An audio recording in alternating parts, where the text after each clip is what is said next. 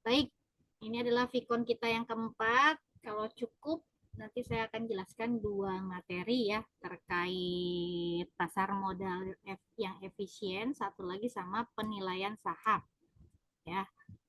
Namun yang di sesi 11 ini mungkin akan saya kirimkan rekaman terkait penjelasan sesi 11 di semester sebelumnya kalau saya nggak sempat untuk menjelaskan ya, karena kita sudah ketinggalan 2 sesi ya, 2 minggu karena kemarin banyak libur ya.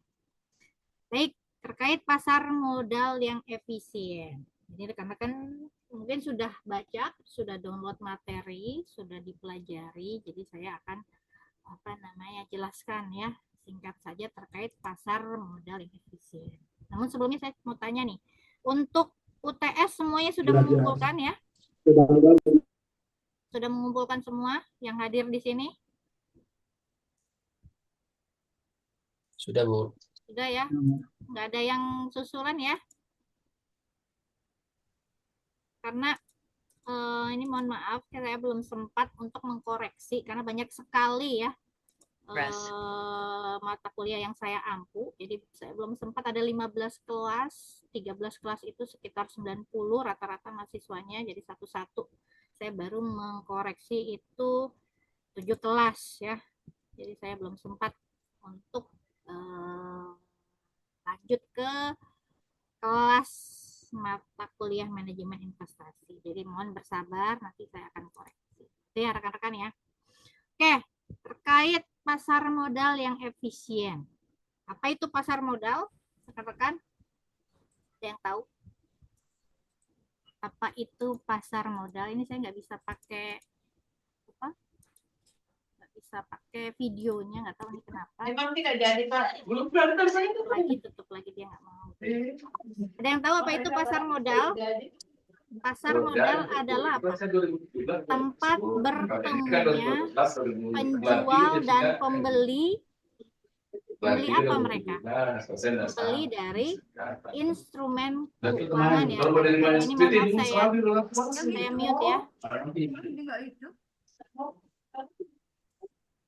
Oke. Jadi apa yang dijual dan apa diperjualbelikan di pasar modal? Jadi pasar modal itu adalah tempat bertemunya penjual dan pembeli instrumen keuangan. Jadi yang dijual di pasar modal adalah instrumen keuangan. Seperti apa contohnya? Yaitu kita sudah bahas nih, instrumen keuangan. Seperti apa? Sekuritas gitu ya, saham dan obligasi, kemudian reksadana, gitu ya, pasar modal. Kemudian bagaimana peran pasar modal dalam memperjualbelikan sekuritas tersebut? Artinya dia memfasilitasi kan perusahaan dalam mendapatkan dana dari publik dan memberikan investor sarana untuk berinvestasi dan mengalokasikan dananya. Ya. Nah, di sini kita membahas tentang konsep pasar modal yang efisien. Efisien apa? Kalau kita telaah bahwa definisi efisiensi pasar adalah pasar modal dikatakan efisien jika harga-harga sekuritas mencerminkan semua informasi yang tersedia secara penuh, ya, dan cepat. Jadi pasar modal yang efisien adalah pasar modal yang mencerminkan semua informasi yang tersedia secara penuh dan cepat. Jadi dia sudah di situ informasi yang dibutuhkan oleh investor sudah ada, dicerminkan oleh pasar modal, namanya pasar modal yang efisien atau dikatakan efisiensi. Nah, untuk bentuknya pasar modal yang efisien nih, kalau rekan-rekan baca ya, ada efisiensi bentuk lemah. Bentuk lemah artinya apa? Harga sekuritas ini mencerminkan semua informasi dari data harga masa lalu. Ini kalau misalkan dibuat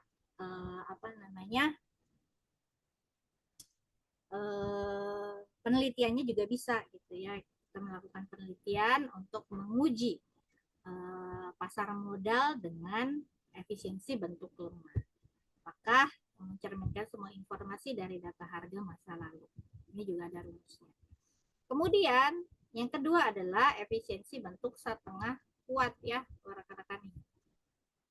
Ini setengah kuat. Cara saya berikan kesimpulannya saja agar rekan-rekan paham ya, bahwa efisiensi bentuk setengah kuat itu adalah harga sekuritas mencerminkan semua informasi publik yang tersedia. Kalau yang itu tadi mencerminkan semua informasi dari data harga masa lalu, ini mencerminkan semua informasi publik yang tersedia, hanya yang tersedia. Kemudian satu lagi adalah dalam bentuk kuat atau strong form. Ini harga sekuritas mencerminkan semua informasi, termasuk informasi dari dalam. Jadi kita punya informan gitu yang memang tahu benar-benar terkait informasi atau private. Jadi bentuknya insider atau private. Nih ya. Jadi ada 3 untuk pengujian terhadap efisiensi pasar modal. Yang pertama adalah bentuk lemah. Ini datanya berdasarkan data historis ya. Kemudian bentuk kuat hanya informasi yang tersedia. Ini sebetulnya kalau dibuat skema juga ada ya. Bagaimana kita tahu skema bentuk kuat, dari lemah, setengah kuat, dan kuat. Kemudian yang terakhir adalah bentuk kuat ya. Yang mana harga sekuritas sudah mencerminkan semua informasi, termasuk informasi dari dalam ya, yang betul-betul rahasia itu juga ada di sini, gitu ya. Nah, apa sih implikasi dari pasar modal yang efisien ini ke investor, gitu ya? Kalau misalkan dalam pasar modal yang efisien, di sini sebetulnya nggak ada investor yang akan dapat secara langsung mendapatkan keuntungan abnormal, jadi keuntungan yang lewat dari normal, jadi keuntungan abnormal hanya dengan menggunakan informasi yang tersedia. Itu dalam pasar modal yang efisien ya. Kemudian dengan memahami pasar modal yang efisien ini, si investor bisa menggunakan sebagai strategi ya. Kita sudah belajar terkait bagaimana menggunakan analisis teknikal dan fundamental, yang mana kita bisa gunakan hal tersebut untuk melihat berapa keuntungan dari investasi tersebut yang bisa kita dapatkan. Itu ya rekan-rekan ya. Nah, di sini ada contoh terkait sebuah regresi model indeks yang diterapkan pada imbal hasil bulanan masa lalu dari harga pasar saham General Motors, yang menghasilkan estimasi sebagai berikut yang dipercaya akan stabil sepanjang waktu. Jadi return di sini ada return General Motors sama dengan 0,10% ditambah 1,1 return marketnya. Diasumsikan indeks pasar berikutnya meningkat sebesar 8%. Dan harga saham General Motors meningkat sebesar 7%. Hitunglah berapa perubahan abnormal. Jadi ini kan perubahan baik itu kita inginnya kan meningkat ya, meningkat dari normal disebut abnormal. Dari harga saham General Motors-nya ya. Kita lihat, kita hitung, diketahui return market-nya adalah 8% ya. Ini ya, 8%. Sedangkan untuk harga sahamnya 7%. Jadi RM 8%, RI-nya 7%. Maka expected return dari RI ini atau tingkat pengembalian dari saham General Motors adalah sama dengan 0,001 ditambah 1,1 dikali 0,08. Gitu ya. Kan ini 0,10% ya. Berarti 0,01 ditambah 0,088, maka expected return-nya sebesar 0,089. Dikalikan 100 maka 8,9%. Nah, kita mau lihat abnormal return-nya. Kita lihat abnormal return-nya adalah RI-nya di sini RI-nya 7% dikurangi dengan expected return-nya berapa? 0,089. Maka minus 0,019 atau minus 1,9%. Artinya tingkat keuntungan yang diperoleh lebih kecil dari yang diharapkan yang ditaksir dengan model market. Ternyata abnormal return itu kecil ya, turun sebesar minus 1,9%.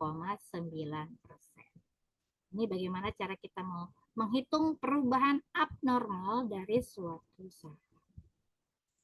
Oke, ini terkait dengan pasar modal yang efisien. Ada pertanyaan rekan-rekan? Kalau tidak ada, saya mau lanjut dengan yang kedua ya, PPT yang kedua. Kita lanjut dulu PPT yang kedua, yaitu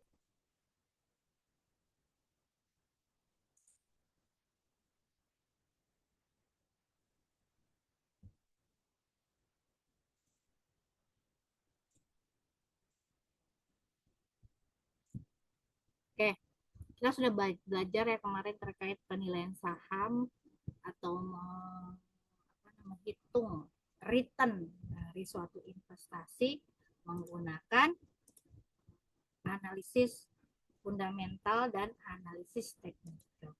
Ini ada lagi. Jadi di sini kita akan mengenal apa saja metode yang bisa digunakan oleh rekan-rekan ketika melakukan penilaian saham. Jadi kalau rekan-rekan mau ngambil apa namanya penelitian terkait penilaian saham, nah rekan-rekan bisa gunakan metodenya untuk menghitung atau menilai saham.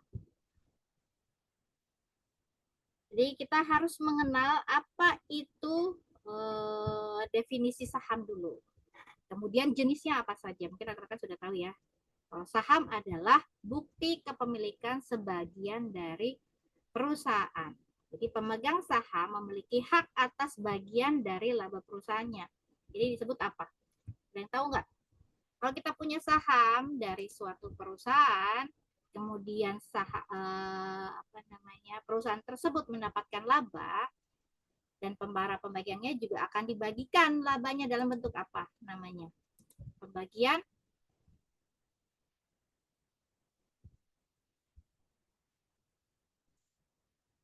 ada yang tahu pembagian apa?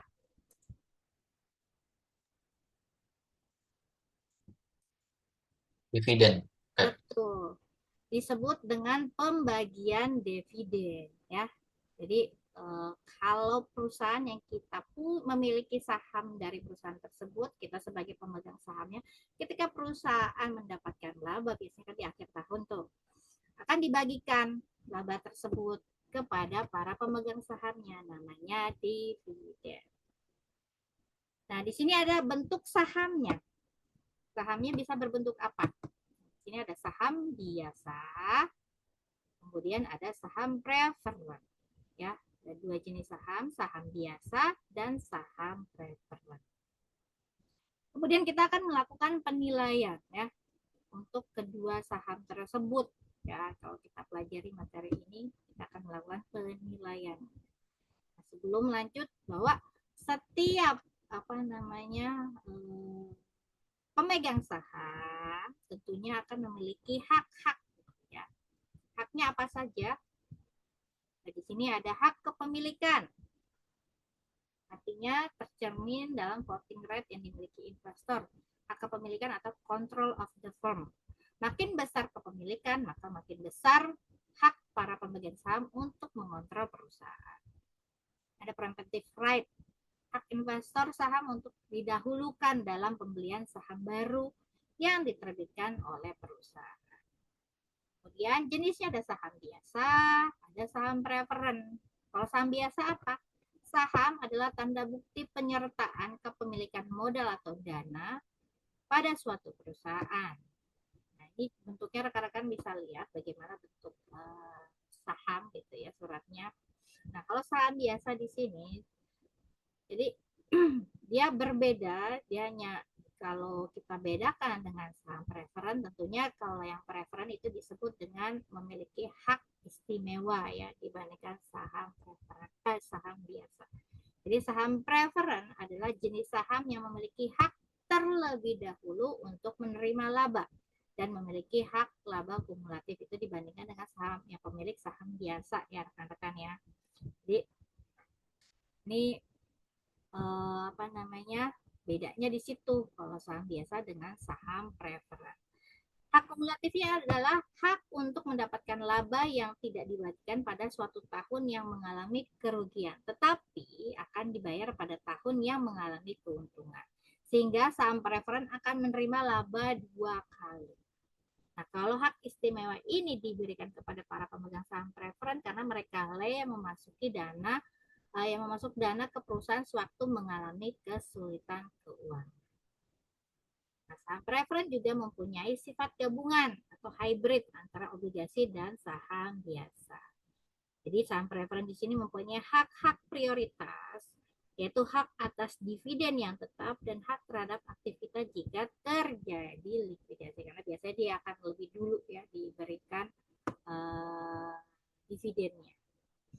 Nah, apa yang dibagikan oleh perusahaan kepada para pemegang sahamnya adalah dividen. Nah, pembayaran dividen dapat dilakukan dalam bentuk tunai ataupun juga dalam bentuk saham, gitu ya rekan-rekan ya. Ini tergantung pembagiannya, perusahaan menentukan tunai ataupun saham. Nah, sekarang kita masuk ke dalam penilaian saham.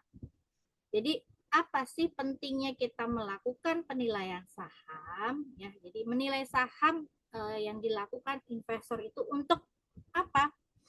Untuk membuat atau memutuskan suatu keputusan yang mana memastikan bahwa dia itu tidak membayar lebih atau terlalu sedikit untuk suatu saham.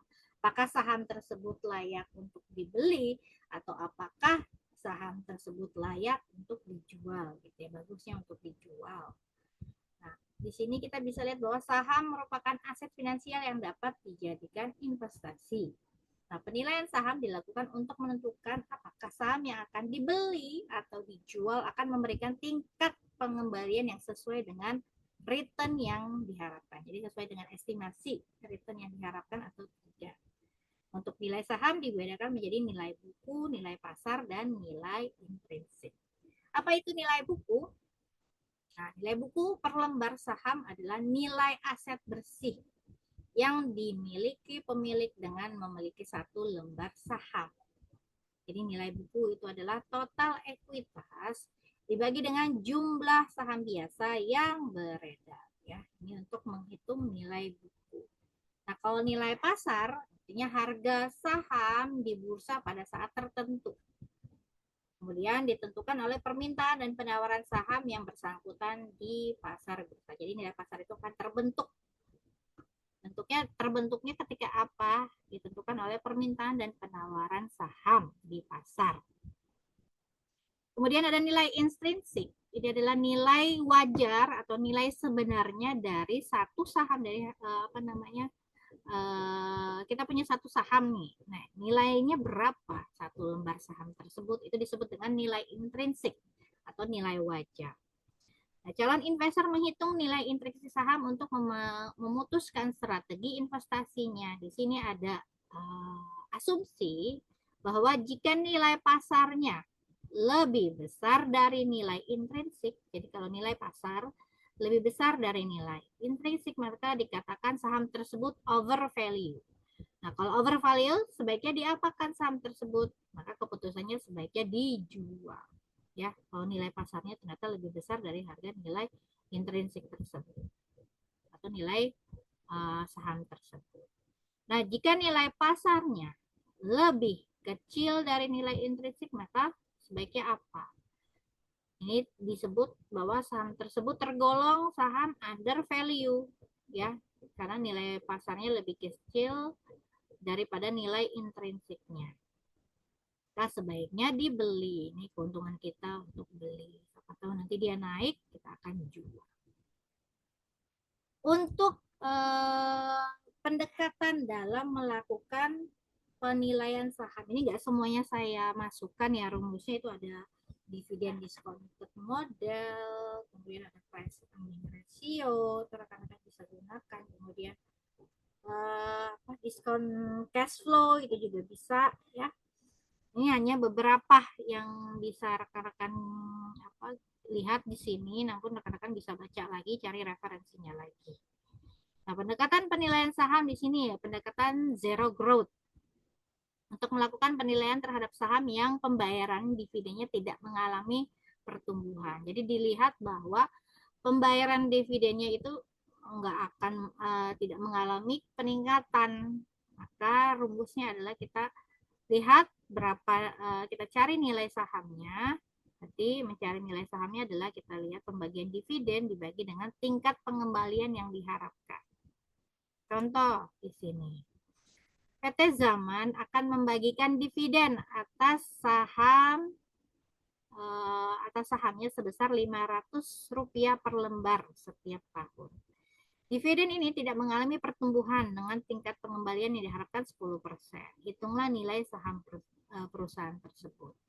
Jadi kita bisa lihat atau mencari nilai sahamnya adalah kita bagi dengan dividen dibagi berapa estimasi tingkat pengembaliannya. Jadi 500 dibagi 10%. Maka harga satu lembar sahamnya adalah 5.000. Itu ya rekan-rekan untuk menggunakan pendekatan zero growth. Kemudian yang kedua, diketahui nilai intrinsik saham PT ABC adalah 5.000. Hitunglah tingkat pengembalian yang disyaratkan terhadap saham perusahaan tersebut. Jadi kalau nilai intrinsiknya 5.000, berapa tingkat pengembalian? Tinggal kita balik sebetulnya. Jadi KS yang kita cari, dividen dibagi PO atau harga sahamnya, berarti 500 dibagi 5.000. Hasilnya adalah 0,10. Berarti 10% untuk tingkat pengembalian.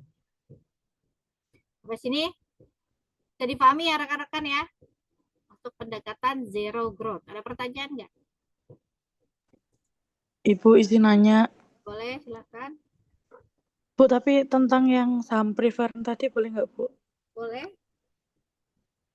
Nah, itu kalau saham preferen itu kalau misalnya rugi, dividennya tetap dibayarkan nggak ya, Bu ya? Iya, tadi tetap Oh, dibayarkan. tetap. Jadi memiliki hak istimewa. Jadi kalau misalkan perusahaan tersebut likuidasi gitu ya, dia mengalami kerugian, maka si pemilik saham preferen akan diutamakan untuk dibayarkan dividen. Itu ya, Mbak siapa nih? Ya, siap Bu. Sama kira-kira kalau misalnya mereka ada kayak rapat gitu loh, Bu. Dilibatkan berarti ya, Bu ya? Iya. Soalnya dia karena dia memiliki berarti kan memiliki saham ya yang lebih banyak di perusahaan tersebut ya. Saham preferen tentu harganya juga berbeda gitu ya. Memilikan saham tersebut dibandingkan dengan saham biasa. Tuh. Oh, berarti maksudnya kalimat di sini suatu tahun yang mengalami kerugian tuh berarti tetap dapat gitu ya, Bu ya, tetap dapat dividen. Betul. Oh, ya. Ya, makasih Bu. Sama-sama. Oke, lanjut ya rekan-rekan ya. Kita lanjut ke metode pendekatan nilai yang kedua. Ini sudah ya tadi ya. Oke, kita bahas terkait pendekatan yang kedua adalah pendekatan constant growth. Jadi digunakan untuk melakukan penilaian terhadap saham yang pembayaran dividennya mengalami pertumbuhan yang konstan. Kalau tadi tidak bertumbuh atau meningkat gitu ya. Nah, yang ini konstan gitu. Nah, berikut ini merupakan rumus yang dapat digunakan. Jadi, kita cari nilai sahamnya dengan membagi dividennya itu dikali 1 plus G. G-nya ini tingkat pertumbuhan dividen yang konstan tadi itu berapa. Kemudian dibagi dengan berapa tingkat pengembalian yang diharapkan dikurangi G. Sama dengan D1 dibagi KS dikurangi G. Ya. Nah, jika pertumbuhan ini akan berlangsung secara kontinu dan konstan, maka rumusnya akan berubah ya, penggunaan rumusnya. Maka KS sama dengan D1 ditambah PO, PO adalah nilai saham ditambah G. Ini untuk mencari berapa tingkat pengembalian yang diharapkan. Jadi D1 dibagi PO ini adalah hasil dividen yang diharapkan. Contoh di sini. Apabila pada contoh sebelumnya, berarti contoh-contohnya tadi adalah besarnya dividen, nilai harga saham, dan tingkat pertumbuhan dividen, maka tingkat pengembalian yang diharapkan terhadap saham tersebut dapat dihitung. Tadi kita sudah sebelumnya kita sudah tahu ya berapa dividennya. Kemudian di sini untuk PO-nya ini 6.200-nya agak beda ya yang tadi. Kemudian tingkat untuk pertumbuhannya, growth-nya ditambah. Jadi ada beberapa data yang ditambahkan di sini, namun tetap mengikuti yang tadi. Jadi kalau kita lihat berapa tingkat pengembalian yang diharapkan atau dilambangkan dengan KS, jadi D1 dibagi PO ditambah G. Nah, D1 ini adalah dividen, ya kan? P0-nya ini adalah saham, harga sahamnya ditambah dengan pertumbuhan yang konstan tadi. Jadi 500 dibagi 6.250 ini untuk harga sahamnya ditambah 8% untuk pertumbuhan konstan tadi. Maka tingkat pengembalian yang diharapkan adalah 16%. Kita bisa tahu tingkat pengembalian dari saham tersebut yang harganya 6.250 dengan pertumbuhan konstannya 8%. Maka tingkat pengembaliannya harusnya 16%. Nah, kalau pendekatannya non-konstan growth, artinya kan kalau konstan kan sama ya besarannya. Nah, ini pertumbuhannya non-konstan, artinya berbeda-beda. Digunakan untuk melakukan penilaian terhadap saham yang pembayaran dividennya mengalami pertumbuhan yang tidak konstan. Atau dengan kata lain mengalami tingkat pertumbuhannya berubah-ubah dari waktu ke waktu. Maka ada langkah-langkahnya. Pertama, cari nilai sekarang atau present value dari dividen selama pertumbuhan yang tidak konstan, kemudian cari harga saham, baru hitung total kedua unsur nilai di atas untuk mencari nilai intrinsik saham. Maka perhitungannya agak panjang dia ya. Kita lihat pada saat ini PT Andalan membagikan dividen sebesar 500 pada akhir tahun pertama. Perusahaan mempunyai laju pertumbuhan sebesar 8% per tahun dengan tingkat pengembalian yang diharapkan 16%. Ini masih pakai contoh yang sama ya. Dividennya 500, kemudian pertumbuhannya 8%, dan pengembaliannya 16%. Hitungan nilai saham perusahaan tersebut. Nah, kalau kita lihat berapa sih harga sahamnya, kita cari P0, ini sama dengan D1 dibagi KS dikurangi G. 500 dibagi 16 dikurang 8%, maka hasilnya P0-nya 6.250. Kemudian, PT XYZ saat ini memberikan dividen sebesar 500 per lembar dengan laju pertumbuhan dividen konstan sebesar 10% dan laju pertumbuhan tidak konstan sebesar 30%. Nah, ini di mix berarti ya. Tadi kan sudah konstan nih, 10, kemudian ternyata kemungkinan akan meningkat sebesar 30% pada 3 tahun pertama. Dividen tumbuh konstan kembali setelahnya sebesar 10% per tahun. Jadi kalau udah 30%, dia akan balik lagi 10% per tahun. Jumlah tahun pertumbuhannya tidak normal, misalnya 3 tahun. Sedang tingkat pengembalian yang disyaratkan adalah tetap 16%. Hitunglah nilai saham PT XYZ pada saat ini. Nah, ini karena kita harus menghitung present value, jadi rekan-rekan harus bisa melihat. Di sini kita pakai yang namanya tabel present value interest factor atau PVIF dan tabel future value interest factor atau FVIF. Kalau rekan-rekan ini kan banyak yang konversi ya.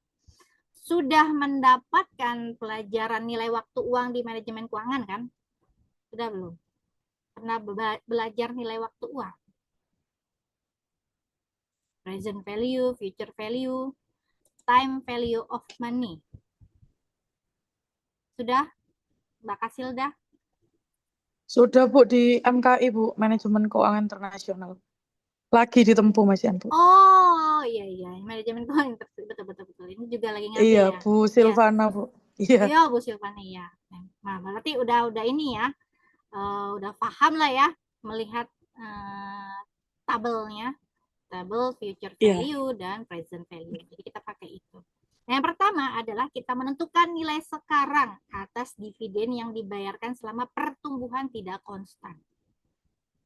Menentukan nilai sekarang atas dividen yang dibayarkan selama pertumbuhan tidak konstan. Yang tidak konstan berarti kan 30% nih. Jadi kita cari dulu yang future value interest factor 30% dari 500 gitu ya. Kemudian cari yang present value yang saat ini untuk 16%. Kemudian nanti kita bisa jumlahkan dari hasil ketika kita lihat ininya nilainya di tabel ya, rekan-rekan cek lagi ya di tabel sama enggak, baru dijumlahkan total nilai sekarangnya. Jadi present value dikalikan DN-nya, hasilnya adalah 1892,178. Kalau ini sudah dapat, ini saya nggak bawa ini ya tabelnya ya, saya nggak ada akhir periode pertumbuhan tidak konstan akhir tahun ketiga atau P3. Ini langkah kedua. Pada saat itu pertumbuhan dividen telah berubah menjadi pertumbuhan konstan awal tahun keempat atau P4, kemudian didiskontokan menjadi nilai sekarang. Karena kan kita mau menentukan nilai sekarang, gitu ya. Maka harga saham pada akhir tahun ketiga sama dengan present value atas dividen yang diharapkan dari tahun keempat sampai tahun tak terhingga. Kita cari dulu P3-nya. Jadi D4 dibagi dengan KS dikurang GN sama kali 3, 1 tambah GN dibagi KS dikurangi G0. Karena bisa lihat di sini P3 hasilnya berapa. Jadi di sini kalau kita lanjut berarti P3 20.139. Ini adalah harga saham pada akhir pertumbuhan tidak konstan atau pada akhir tahun ketiga, disebut dengan P3. Karena kan ini setiap 3 tahun ya rekan-rekan ya. Maka present value dari harga saham di tahun ketiga atau P3, di sini present value P3, jadi P3 present value 16% tahun ketiga. Cari ininya di tabel, ketemu di sini 139 dikalikan 0,6407. Kemudian maka present value P3 adalah 12.903. Ya, untuk hasil present value dari P3. Kemudian menentukan nilai intrinsik saham saat ini berarti present value dividennya tadi kalau kita sudah hitung ada 1.892 ditambah dengan hasilnya untuk P3. Maka nilai intrinsik atau nilai wajar saham saat ini itu sebesar 14.795. Jadi awalnya tadi kita hitung kan dia menggunakan tadi berapa? 6.000 ya. 6.250. Kemudian kalau kita masukkan dengan laju pertumbuhan tidak konstan, kita hitung maka nilai intrinsik saham saat ini adalah 14.790. Nah, ini untuk metode yang ketiga terkait pertumbuhan dividen yang tidak konstan atau non konstan. Sekarang kita masuk kepada penilaian saham preferen. Kalau tadi saham biasa, ini saham preferen. Untuk saham preferen dilambangkan dengan VP, ya. Kemudian untuk rumusnya sebetulnya sama ya, cuma beda ini P ya. Untuk kan tadi P0, ini saham preferen PP. Nah, rumusnya DP dibagi KP, ini sama ya. Kemudian untuk mencari KP, bagaimana tingkat pengembalian disyaratkan ya dibalik DP dibagi VP. Gitu. Sama sih ini secara garis besar ya bagaimana cara mencari keuntungan yang diharapkan serta berapa nilai intrinsiknya atau nilai saham preferen. Oke, berarti selesai rekan-rekan. Untuk minggu depan mungkin saya akan kalau sempat saya lakukan Vicon lagi terkait pembahasan sesi 11 ya. Sesi 11 itu apa materinya ya? Saya lupa. Yang lanjutan, Bu. Oh Penilaian iya, saham lanjutan. masih lanjutan ya. Oke, itu ya rekan-rekan. Ada pertanyaan lagi nggak, Mbak Kasilda? Oh, belum ada, Bu. Oke. Nah, untuk UTS saya mohon untuk bersabar ya rekan-rekan ya. Nanti secepatnya saya lakukan penilaian ya. Karena banyak banget kelasnya. Jadi mohon bersabar untuk menunggu hasilnya. Nah, mudah-mudahan sih hasilnya semua bagus ya. Oke, kalau tidak ada pertanyaan berarti sesi Vicon kita selesai. Insya Allah kita ketemu lagi minggu depan ya dengan materi lanjutan. Namun kalau misalkan tidak sempat Vicon, berarti saya izin untuk mengirimkan rekaman Vicon saya di semester sebelumnya. Nggak apa-apa ya rekan-rekan ya? Lagi kuliah. Siap, Bu. Terima kasih, Bu. Oke, kalau begitu terima kasih. Saya akhiri. Wassalamualaikum warahmatullahi wabarakatuh. Selamat sore.